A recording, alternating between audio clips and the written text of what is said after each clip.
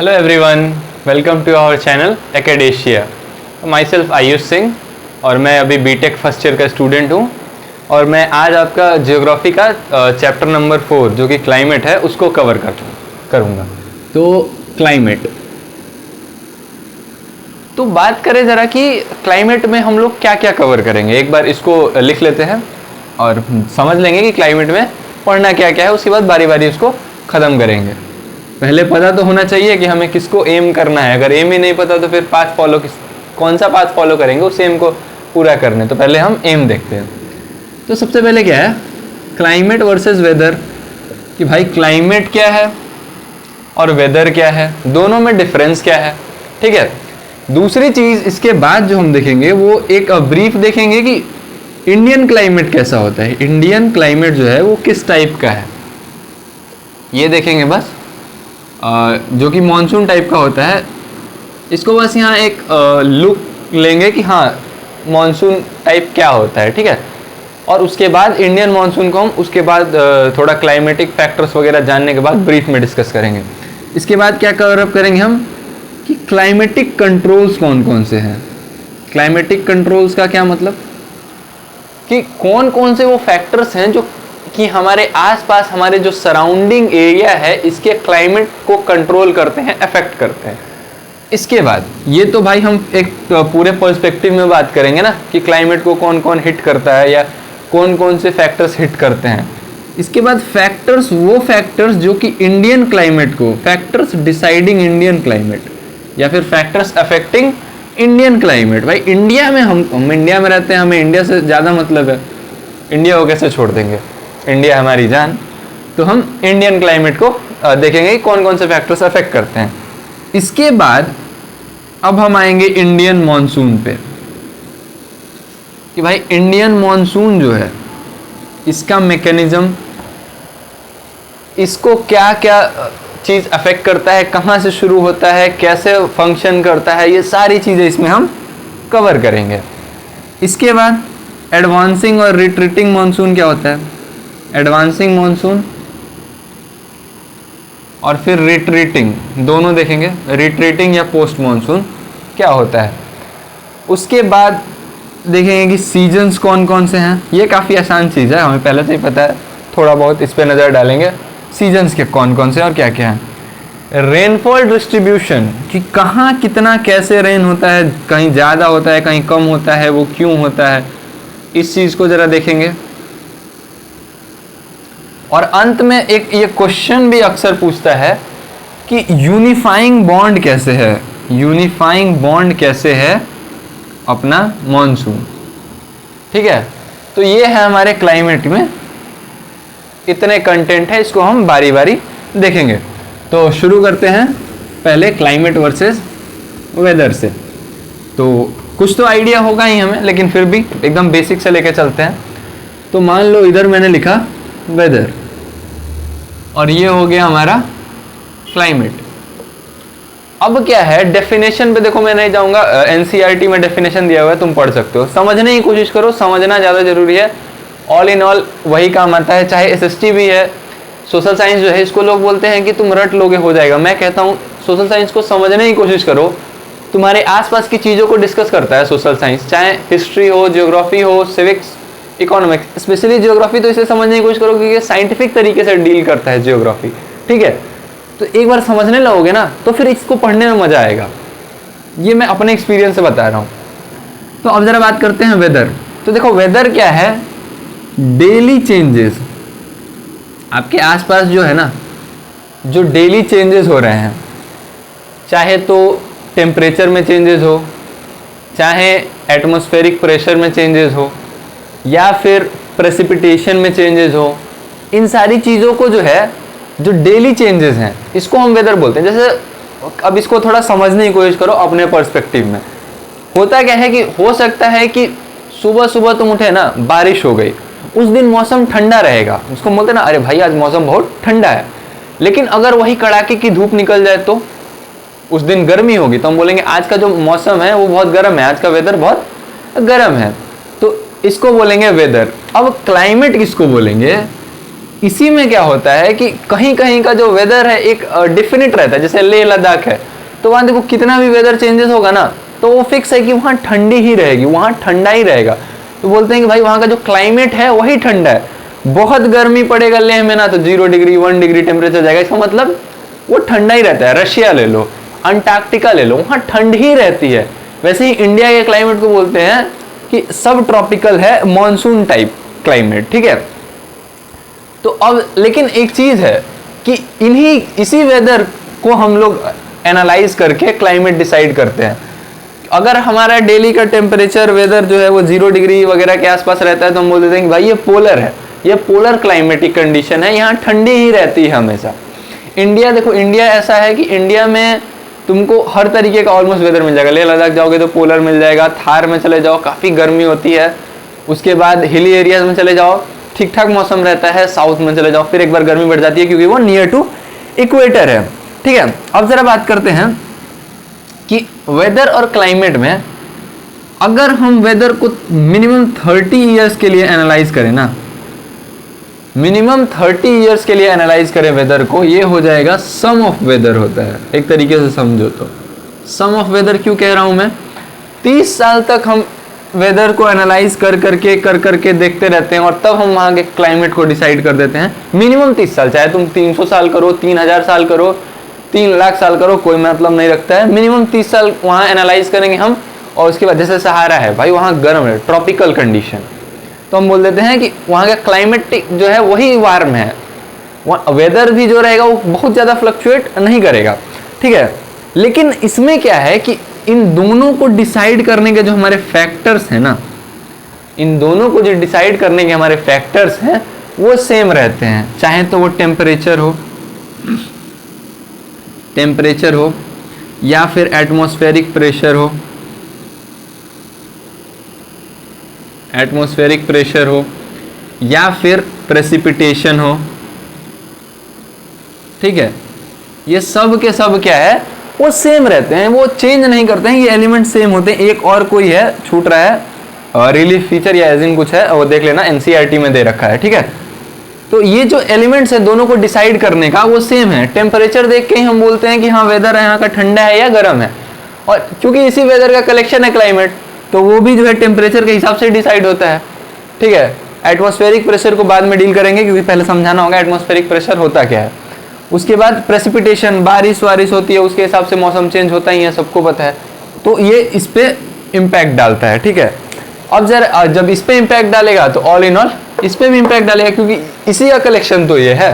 30 साल तक इसी को देखा तो ये बन गया, तो अगर इस पे इम्पैक्ट डालेगा तो इस पे भी इम्पैक्ट डालेगा। इसीलिए जो एलिमेंट्स, जो फैक्टर्स इसके लिए है डिसाइडेड, वही इसके लिए भी है, ठीक है। तो भाई इसमें बात ये है कि जब वेदर क्लाइमेट ये है तो बीच में सीजन कहाँ से आ गया, सीजन भी तो आता है एक बीच में, सीजन कहाँ से आ गया। तो सीजन का क्या है कि हमारे साथ क्योंकि बारिश होती है या फिर इन्हीं सारे जो फैक्टर्स मैंने अभी लिखा था, इनकी वजह से कभी तो क्या होता है कि कुछ मंथ्स ऑफ स्पैन के लिए, यहाँ अगर हम सीजन की बात करें तो मंथ्स ऑफ स्पैन के लिए कुछ मंथ्स, या तो आप 3 महीने ले लो, 4 महीने, इसके लिए वेदर जो है ना एक स्पेसिफिक टाइप का हो जाता है। तो इसी को हम लोग डिफाइन करके एक सीजन बोल देते हैं। यहाँ ये 3-4 महीना जो है वो एक सीजन है, चाहे तो हॉट वेदर सीजन या कोल्ड वेदर सीजन, यानी कि विंटर या फिर समर, जो भी हो वो सीजन डिफाइन कर देते हैं इसी मंथ ऑफ स्पैन को देख के। कहने का क्या मतलब है कि अगर देखो मान के चलो ठंडी का मौसम शुरू होता है हमारे यहाँ अक्टूबर में, ठीक है। तो अगर अक्टूबर से शुरू हो रहा है ना, तो चाहे कितना भी धूप निकल ले या जो भी हो जाए, रहेगा वो ठंडी। बहुत ज़्यादा टेम्परेचर अक्टूबर से लेकर जनवरी तक जाएगा तो 25 डिग्री सेल्सियस जाएगा, या बहुत जाएगा तो 27 डिग्री सेल्सियस जाएगा, उससे ज़्यादा नहीं होगा। मतलब कि वो ठंडी में ही रहेगा, ठंडी रहेगी, चाहे तो ठंड कम हो, चाहे ठंड ज़्यादा पड़ने लगे, लेकिन ठंडी रहेगी। तो उसको हम बोलेंगे कि ठंड का सीजन चल रहा है भाई, कोल्ड वेदर सीजन चल रहा है, ठीक है। तो इस तरीके से हम लोग सीजन को डिफाइन कर देते हैं। अब जरा बात करते हैं कि इंडिया का क्लाइमेटिक कंडीशन जो है वो किस तरीके का है, इंडियन क्लाइमेटिक कंडीशन। तो जो इंडियन क्लाइमेटिक कंडीशन है, इसको हम बोलते हैं इंडियन क्लाइमेटिक कंडीशन को कि ये कंडीशंस, ये जो है ये मॉनसून टाइप है। Monsoon type. कहने का क्या मतलब है कि हमारे यहाँ जो क्लाइमेट है ना, ये पूरे के पूरे मॉनसून पे डिपेंडेंट है। देखो मॉनसून जल्दी आती है, गर्मी जल्दी खत्म होता है, फिर हम लोग रिफ्रैक्ट होते हैं ठंडियों की तरफ मॉनसून जाते जाते हैं। ठीक है, मॉनसून वर्ड जो है वो मौसम से बना है। मौसम, इसका बहुत ज़्यादा मीनिंग नहीं, लेकिन जान लो, जानने में कोई बुराई नहीं है, अच्छा रहता है। ये एक अरबिक वर्ड है जिसका, अब अरबिक तो हमें आती नहीं, तो अभी मौसम ही बोलते हैं या क्या बोलते हैं वो मुझे मतलब, मौसम कुछ बोलते होंगे अरबी में, हबीबी जो बोलते हैं ना वो लोग, वैसे ही कुछ होगा मौसम। तो मौसम, लेकिन इसका मतलब क्या है ये हमको पता है। इसका मतलब होता है सीजन। ठीक है, इसका मतलब होता है सीजन। अब मॉनसून टाइप में क्या है कि इसमें जो वो 4 फैक्टर्स जो है ना, जो प्रेसिपिटेशन हो गया या फिर इंडियन क्लाइमेटिक कंडीशन के अंदर जो प्रेसिपिटेशन, टेम्परेचर, एटमॉस्फेरिक प्रेशर वगैरह, तो वो जो है वो चेंज होते रहता है इंडियन क्लाइमेटिक कंडीशन में। हम देखेंगे इंडिया हमारा इतना वास्ट कंट्री है कि ये इंडिया में ही चेंज करता है। कैसे चेंज करता है इसको जरा डिस्कस कर लेते हैं। अभी मॉनसून और प्रेसिपिटेशन डिस्कस करेंगे, बाकियों में बिल्कुल नहीं घुसेंगे क्योंकि उसको थोड़ा समझाना पड़ेगा और वो आगे ड्यू कोर्स में मैं समझाऊंगा। ठीक है, तो अभी जरा चलते हैं टेम्परेचर की तरफ। तो टेम्परेचर अगर देखो तो अपने यहाँ एक ही टाइम में, अपनी इतनी अच्छी कंट्री है कि आपको बाहर जाने की जरूरत ही नहीं। हिल स्टेशन से लेकर थार रेगिस्तान, पठार, पेनिनसुला है अपना इंडिया, तो बहुत सारे बीचेस, सारी चीज़ें मिल जाएंगी। पेनिनसुला पता नहीं क्या होता है, land area which is covered by 3 sides covered by water. ठीक है, तो टेम्परेचर, अभी टेम्परेचर का क्या सीन है कि एक जगह पे ही चेंज होता है। अब इंडिया में अलग अलग जगह तो छोड़ना, थार में चले जाओ, सुबह जो हो गए 50 डिग्री तक टेम्परेचर है, रात आते आते 25 डिग्री 20 डिग्री तक गिर जाता है वो। ठीक है, इसके अलावा अपना देखो लेह में जिस टाइम पे 0 डिग्री 1 डिग्री 2 डिग्री रहता है, उसी टाइम पे अपना साउथ में 40 डिग्री 42 डिग्री, ईस्ट में अरुणाचल वगैरह में 18-20 डिग्री और थार में 50 डिग्री टेम्परेचर रहता है। ठीक है, तो मैं यही कह रहा हूँ कि इंडिया इतना वास्ट कंट्री है कि टेम्परेचर जो है वो वेरी करता है। सेम इसी तरीके से प्रेसिपिटेशन भी अपना जो है वो वेरी करता है। प्रेसिपिटेशन कैसे वेरी करता है, तो अपने मौसिनराम में देखो भाई, मौसिनराम में तकरीबन 400 mm मौसिनराम जो है, मौसिनराम, इसमें अब स्पेलिंग चेक कर लेना एक बार, 400 mm के आसपास बारिश हो जाती है। अपना थार में 50 mm भी मुश्किल है होना। ठीक है, तो ये चीज़ है, ये भी जो है वो उसके बाद वेज ऑफ प्रेसिपिटेशन भी अलग हो सकते हैं। देखो बहुत लोग जो है वो क्या करते हैं, ये तो समझ में आ गया कि प्रेसिपिटेशन अलग अलग होता है। ठीक है, कहीं पे कुछ टेम्परेचर भी कहीं पे कुछ होता है। अब प्रेसिपिटेशन को जरा देखो एनालाइज करते हैं। प्रेसिपिटेशन जो है इसको बहुत लोग समझते हैं ना कि प्रेसिपिटेशन का मतलब सिर्फ और सिर्फ रेनफॉल होता है।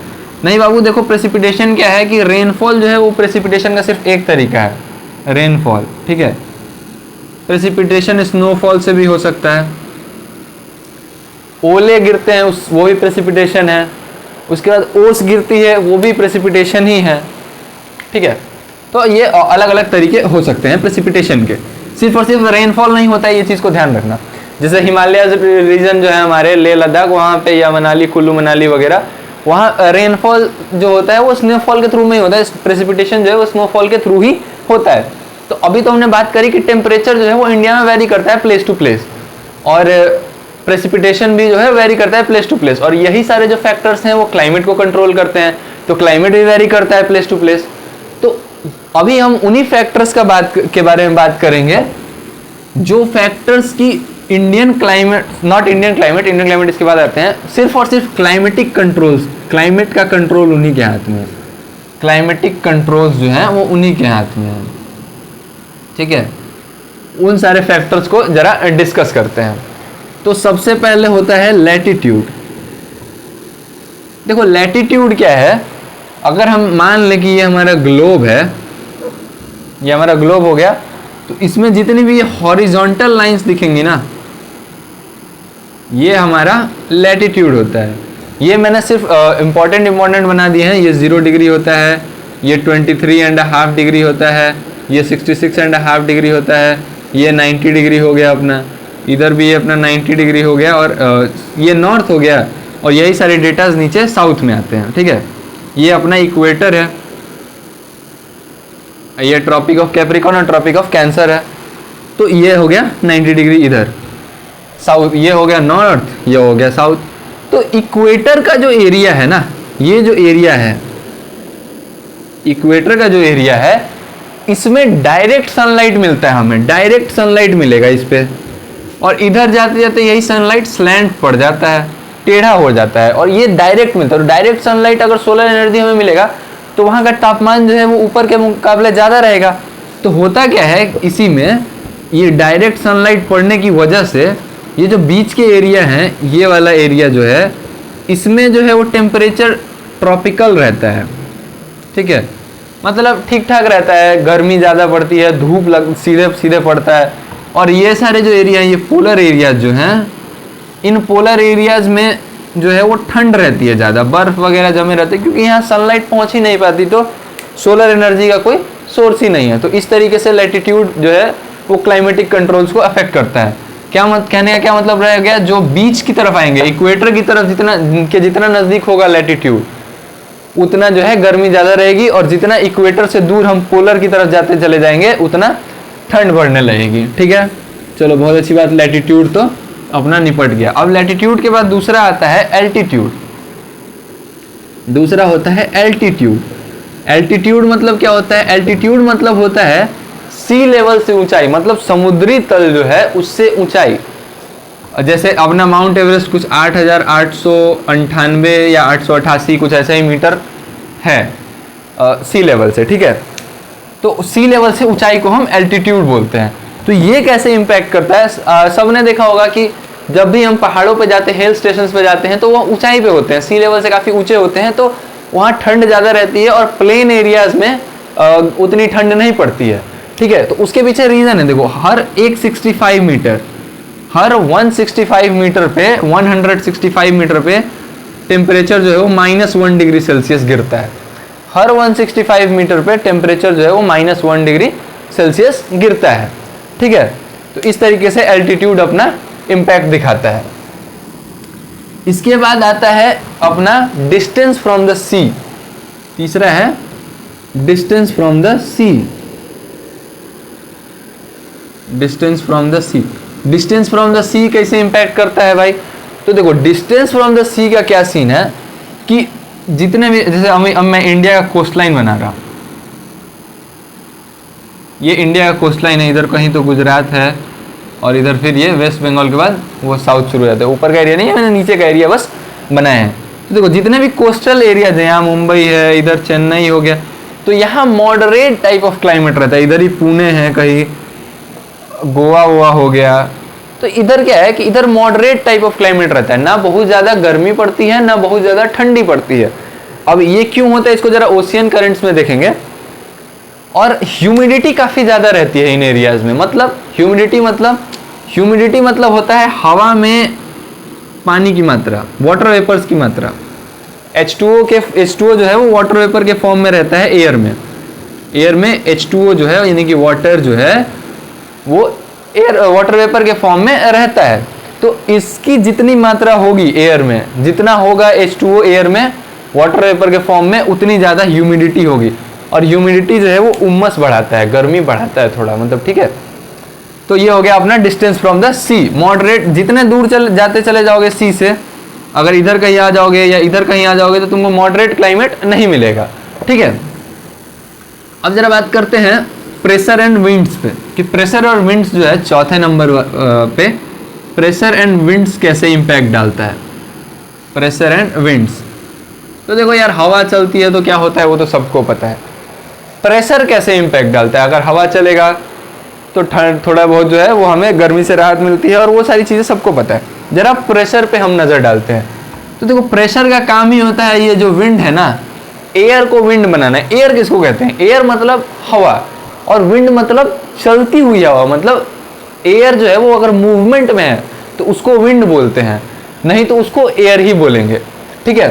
तो प्रेशर देखो, एक होता है हाई प्रेशर जोन, इसको मान लो HPZ, हाई प्रेशर जोन, और ये है low pressure zone, low pressure zone. तो अगर यहाँ हाई प्रेशर क्रिएट हुआ, यहाँ लो प्रेशर क्रिएट हुआ, तो हवा यहाँ से यहाँ जाएगी, हवा हमेशा जो है वो हाई प्रेशर जोन से लो प्रेशर जोन की तरफ बढ़ती है। अब ये कैसे क्रिएट होता है, तो कभी कभार देखो क्या होता है ना, जिधर हवा गर्म होगी वो हवा ऊपर उठेगी तो वहां लो प्रेशर जोन क्रिएट होता है। और भी कई सारे रीजन है, लेकिन ये एक मेजर रीजन है। और जिधर ठंडी हवा है या कुछ है वो जो है इस एरिया को फिल करने हाई प्रेशर जोन से लो प्रेशर जोन की तरफ अब बढ़ जाएगी। ठीक है, तो इस तरीके से प्रेशर एंड विंड्स काम करते हैं अपने क्लाइमेट को कंट्रोल करने में।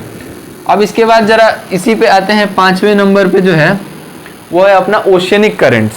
ओशियनिक करेंट्स इसी फैक्टर पे काम करता है। तो जो ओशियन के किनारे सिटीज है ना, अभी बनाया था मैंने, फिर से बना लिया, ये कुछ अपना है कंट्री। तो इसमें जो ये कोस्टल एरिया है, इन कोस्टल एरिया में ओशियनिक करंट काम करता है। कहने का क्या मतलब है कि देखो दिन के समय क्या होता है कि इस ओशियन पे अरेबियन सी है, इधर बे ऑफ बंगाल है इधर, तो इस पे क्या होता है, इस पे डायरेक्ट सनलाइट पड़ती है। ठीक है, इस पे भी डायरेक्ट सनलाइट पड़ती है, लेकिन ये जल्दी गर्म होता है। लैंड जो है वो जल्दी गर्म होता है, तो इसके ऊपर की हवा भी गर्म होती है। जब इसके ऊपर की हवा गर्म होती है ना, तो यहाँ गर्मी बढ़ने लगी, लेकिन हवा गर्म होते ही ऊपर की ओर उठने लगती है, क्योंकि हवा फिर लाइट हो जाती है तो ऊपर उठने लगती है। तो जब ये हवा ऊपर उठती है ना, तब यहाँ से जो ठंडी हवा है, क्योंकि कंपैरेटिवली तो ये ठंडा है, तो यहाँ से जो हवा है वो ओशियनिक करंट इधर की तरफ बहती है और इस एरिया को फिर कोल्ड करती है, कूल करती है। लेकिन ये ज़्यादातर ये कोस्टल एरिया में ही काम करता है, दोनों कोस्टल एरिया में, क्योंकि ओशियन के नज़दीक रहेगा तभी तो ओशियनिक करंट आएगी। रात में ठीक ऑपोजिट होता है, रात में ये जल्दी ठंडा होता है, जल्दी गर्म होगा जल्दी ठंडा भी होगा, क्योंकि हीट जल्दी अगर एब्जॉर्ब करा तो जल्दी रिलीज भी करेगा, और ये धीरे धीरे हीट रिलीज करता है। तो होता क्या है कि अब इधर जो है ना वो हवा ऊपर उठने लगती है, तो फिर जो ये हवा है इधर की तरफ बहने लगती है, तो इधर फिर जो है टेम्परेचर नॉर्मल होने लगता है, ज़्यादा ठंड भी नहीं हो पाती है। ठीक है, तो इस तरीके से ओशियनिक करंट्स काम करते हैं। अब रिलीफ फीचर्स कैसे काम करते हैं, तो देखो रिलीफ फीचर्स का भी यही हाल है। रिलीफ फीचर्स में क्या आते हैं, माउंटेन्स, डेजर्ट्स। तो देखो डेजर्ट्स जो है, सैंड जो है वो बहुत जल्दी गर्म होता है, तो वहाँ का टेम्परेचर बहुत जल्दी उठता है रिलीफ फीचर्स में। सिमिलरली अगर वो है क्या बोलते हैं अपना माउंटेन है, तो माउंटेन में जो है ऊंचाई पे है, सी लेवल से ज़्यादा ऊंचा है, तो वहाँ टेम्परेचर जो है वो कम रहेगा।